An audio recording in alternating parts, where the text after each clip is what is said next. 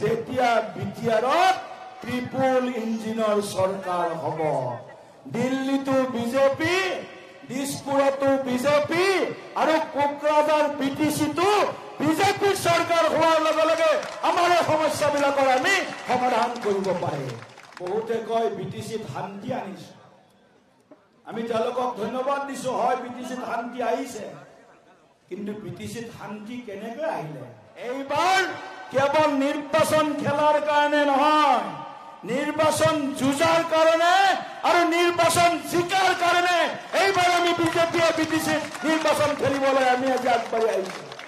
ইয়াত লিখি দিছো যে আমি ভিচিডিচিৰ চেয়াৰমেন, ভাইচ চেয়াৰমেন পঞ্চায়তত যেনেকৈ নিৰ্বাচন কৰো, বিটিচিটো ভিচিডিচিৰ চেয়াৰমেন, ভাইচ চেয়াৰমেন নিৰ্বাচন কৰিম। ইয়াত এটা প্ৰবৃত্তিৰ এচাম ৰাক্ষস আছে বিটিচিত। সেই ৰাক্ষস হল ভিচিডিচিৰ চেয়াৰমেন আৰু ভাইচ চেয়াৰমেন। এই ৰাক্ষসক যেতিয়ালৈকে নিধন কৰিব নোৱাৰে, তেতিয়ালৈকে বিটিচিত সাধাৰণ ৰাইজৰ উন্নতি নহয়। মধ্যমণি কেন্দ্ৰবিন্দু আমাৰ সকলোৰে মৰমৰ নেত্ৰী, অসম চৰকাৰৰ সন্মানীয় প্ৰাক্তন মন্ত্ৰী, ভাৰতীয় জনতা পাৰ্টিৰ ৰাজ্যিক কমিটিৰ উপ সভানেত্ৰী, মাতৃস্বৰূপা শ্ৰীমতী ৰেখাৰাণী দাসবড়ো বাইদেউ, আপোনাক আমি আগতীয়াকৈ বিজয়ৰ অভিনন্দন আজি জ্ঞাপন কৰিছো এই সভাৰ জৰিয়তে। ৰেখা আৰু ৰাণী দুইটাই হয় নে নহয়? গতিকে ৰাণী যেতিয়া নামৰ পিছত আছে বা নামৰ লগত আছে, ৰাণীটো হবই লাগিব। এতিয়া ৰাণী ৰাইজৰ ৰাণী হব লাগিব। এতিয়া কেৱল ৰজাৰ ৰাণী নহয়, ৰাইজৰ ৰাণী হব লাগিব। গতিকে ৰেখা ৰাণী বাইদেউ আমাৰ লগত এতিয়া আহি গল। বাগানপাৰা সমষ্টিত ভাৰতীয় জনতা পাৰ্টিৰ ভেটি মজবুত কৰি বাগানপাৰা সমষ্টিৰ প্ৰায় 90,000 যি ভোটাৰ, 89,000 প্লাছ প্ৰায় 90,000 যি ভোটাৰ, এই ভোটাৰ ৰাইজক সেৱা কৰাৰ কাৰণে ভাৰতীয় জনতা পাৰ্টিয়ে ৰেখাৰাণী বাইদেউক আপোনালোকৰ সেৱক হিচাপে সেৱা কৰাৰ বাবে আগন্তুক দিনত প্ৰাৰ্থিত্ব আগবঢ়াইছে। ৰেখা বাইদেউৰ বাবে এটা দীঘলীয়া জোৰদাৰ হাত চাপৰি, দীঘলীয়াকৈ অলপ বজাই থাকক। হাত চাপৰি বজালে কাৰো একো ক্ষতি নহয়। কাৰোবাৰ যদি হাইপাৰ টেনচন থাকে সেইবিলাক কমি যায়, চুগাৰ টুগাৰ থাকিলেও কমে, প্ৰেছাৰো কমি যায়। সেইকাৰণে শ্ৰীমন্ত শংকৰদেৱ গুৰুজনাই অসমত নাম ধৰ্ম, বৈষ্ণৱ ধৰ্ম প্ৰৱৰ্তন কৰিছিল। হয় নে নহয়? অলপ জোৰদাৰ হাত চাপৰি বজাওক। আৰু হাত চাপৰি বজালে ৰেখাৰাণী বাইদেউটো জিকিবই, আপোনালোকো প্ৰত্যেকজনে জিকিব, শাৰীৰিকভাৱে সুস্থতা আহিব আৰু আমি অনাগত দিনত বহুত কাম কৰিব পাৰিম। আই অসমীৰ হকে, মা ভাৰতীৰ হকে। পদুম ফুলাৰ সুন্দৰ পৰিৱেশ ঈশ্বৰেও আমাক ওপৰত দিছে এইবাৰ। সেইকাৰণে এইবাৰ বিটিচিত বিজেপিৰ চৰকাৰ। মই কম এইবাৰ বিটিচিত, আপোনালোকে কব বিজেপিৰ চৰকাৰ। কব নে নকব? কব সকলোৱে, মোৰ লগত সকলোৱে কব এইবাৰ বিটিচিত বিজেপি, এইবাৰ বিটিচিত বিজেপি। আৰু বিজেপিৰ চৰকাৰ আছে আমাৰ দৰকাৰ, হয় নে নহয়? দৰকাৰ আছে না বিজেপিৰ চৰকাৰ? আছে। গতিকে মই কম বিজেপিৰ চৰকাৰ আছে আমাৰ দৰকাৰ। আপোনালোকে কব তো বিজেপিৰ চৰকাৰ আছে আমাৰ, বিজেপিৰ চৰকাৰ। এতিয়াতো আগৰ বিলাকো আহি আছে আৰু ভৱিষ্যতৰ হব লগা জনিত আমাৰ মাজত আছে। আগৰ বিলাকে আহি কব এইটো কৰি দিম, সেইটো কৰি দিম, অৰুণোদয়ত সোমাই দিম, আলাৰী বিঠাংগী আঁচনি দিম, জ্ঞান চোৰাং বিঠাংগী দিম ইত্যাদি আঁচনি দিয়াৰ কথা কব। কিন্তু তেওঁলোক থাকোতেতো আপোনালোকৰ 10% মানুহেও একো সুবিধা নাপালে। আৰু এছাম ইয়াত এটা প্ৰবৃত্তিৰ এছাম ৰাক্ষস আছে বিটিচিত। সেই ৰাক্ষস হল বিটিডিচি, ভিচিডিচিৰ চেয়াৰমেন আৰু ভাইচ চেয়াৰমেন। এই ৰাক্ষসক যেতিয়ালৈকে নিধন কৰিব নোৱাৰে, তেতিয়ালৈকে বিটিচিত সাধাৰণ ৰাইজৰ উন্নতি নহয়।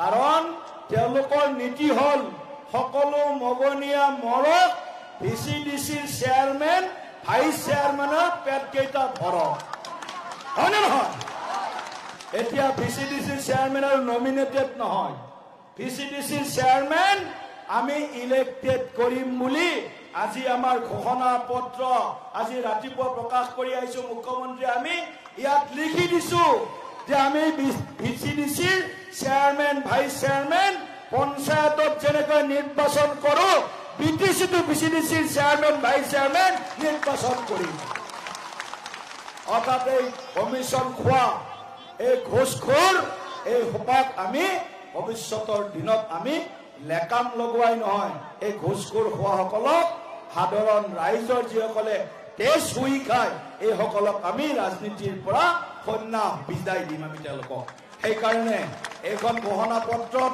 বিভিন্ন কথা কোৱা হৈছে আপোনালোকলৈ আহিব পঢ়িব আপোনালোকে বিটিচিত স্থায়ী শান্তি আৰু প্ৰগতি এই দুটা মূল মন্ত্ৰ লৈ আমি বিটিচিত নিৰ্বাচনত অৱতীৰ্ণ হৈছো শান্তিপূৰ্ণ সুৰক্ষিত আৰু বিকশিত বিটিআৰ গৌজেন ৰেখাথি আৰু যুগনাই বিটিআৰ গৌজেন ৰেখাথি আৰু যুগনাই বিটিআৰ গতিকে শান্তিপূৰ্ণ সুৰক্ষিত বিকশিত বিটিআৰ নিৰ্মাণৰ কাৰণে আমি সংকল্প লৈ এইবাৰ কেৱল নিৰ্বাচন খেলাৰ কাৰণে নহয় নিৰ্বাচন যুঁজাৰ কাৰণে আৰু নিৰ্বাচন জিকাৰ কাৰণে এইবাৰ আমি বিজেপিয়ে বিটিচিত নিৰ্বাচন খেলিবলৈ আমি আজি আগবাঢ়ি আহিছো বহুত অন্যায় বহুত শোষণ বহুত বঞ্চনা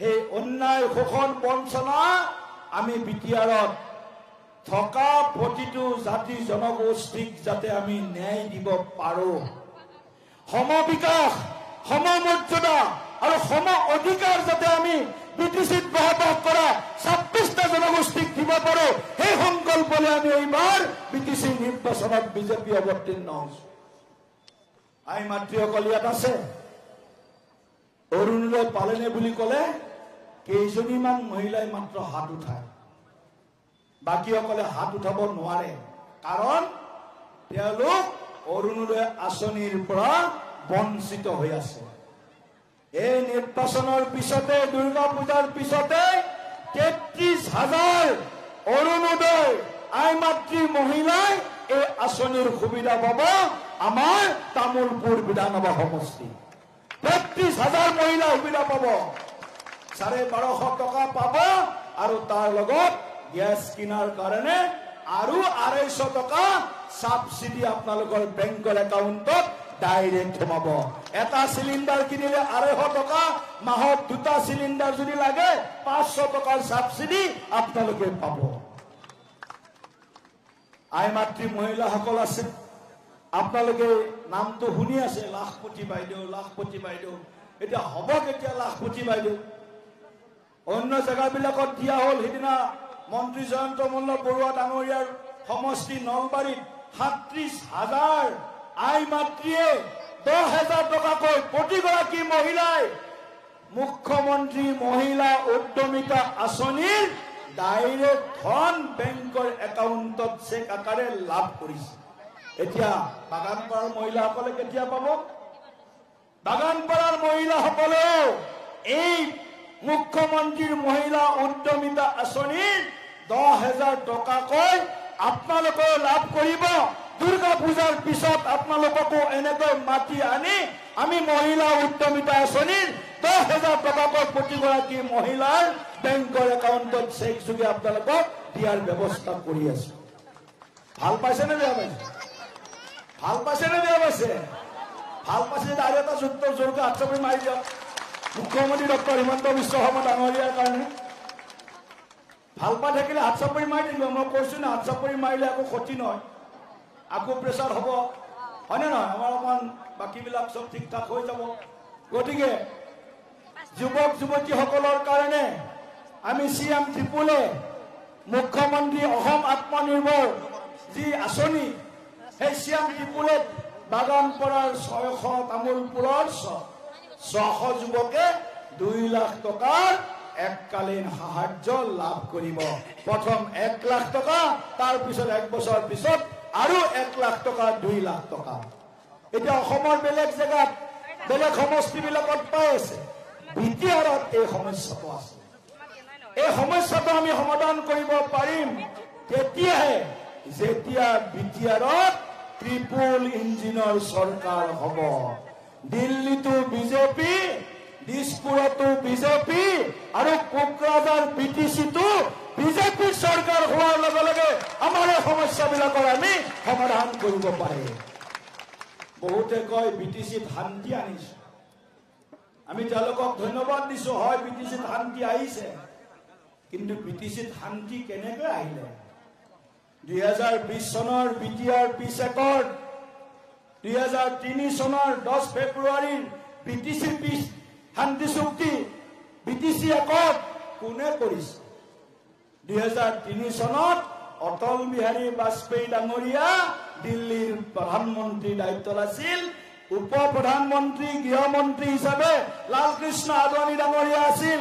তেওঁলোকে স্বাক্ষৰ কৰিছে ফাৰ্ষ্ট বিটিচি চুক্তি, যদিও এখন ছেকেণ্ড কিন্তু আটাইতকৈ শক্তিশালী চুক্তি বিটিচি একৰ্ড 2003 চনৰ 10 ফেব্ৰুৱাৰীত দিল্লীত স্বাক্ষৰিত হৈছে। কেইদিনমান পিছত কোকৰাঝাৰত আদৱানী ডাঙৰীয়া নিজে আহি এই চুক্তি, সেই দিৱস আমি উদযাপন কৰিছো। আৰু 2020 চনত কাৰ চৰকাৰ দিল্লীত? নৰেন্দ্ৰ মোদী ডাঙৰীয়াৰ চৰকাৰ। গৃহমন্ত্ৰী কোন? অমিত শ্বাহ ডাঙৰীয়া। অসমৰ মুখ্যমন্ত্ৰী কোন? সৰ্বানন্দ সোণোৱাল ডাঙৰীয়া আছিল 2020 চনত। 20 চনত আমাৰ বিত্তমন্ত্ৰী আৰু বিত্তমন্ত্ৰী কোন আছিল? আজিৰ মুখ্যমন্ত্ৰী ডক্টৰ হিমন্ত বিশ্ব শৰ্মা ডাঙৰীয়া। যদি বিটিচিত শান্তি স্থাপন কৰিব আমি সক্ষম হৈছো, তাৰ অন্তৰালৰ শক্তি হল কেন্দ্ৰত থকা মোদী চৰকাৰ আৰু দিছপুৰত থকা ৰাজ্যত থকা ডক্টৰ হিমন্ত বিশ্ব শৰ্মা ডাঙৰীয়াৰ চৰকাৰ। কাৰণ কিয়?